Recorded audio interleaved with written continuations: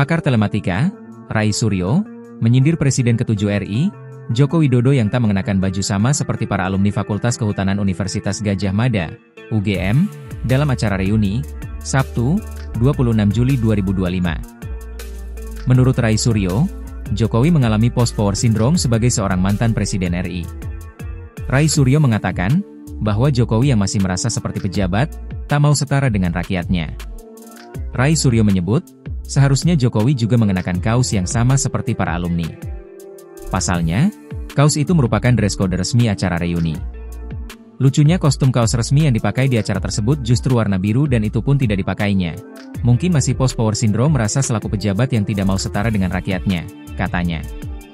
Lebih lanjut, Rai Suryo justru menuding Jokowi sadar dirinya bukan bagian dari alumni Fakultas Kehutanan UGM, sehingga tak mengenakan baju senada. Apakah yang membuatnya tidak berani menggunakan kaos biru resmi seragam reuni?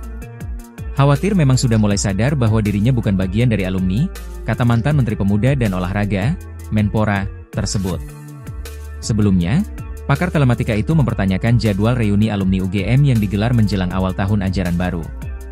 Padahal, menurutnya, acara reuni biasanya diadakan menjelang akhir tahun. Menurut Rai, acara itu sebagai bentuk pola lucu lantaran reuni berlangsung pada awal tahun.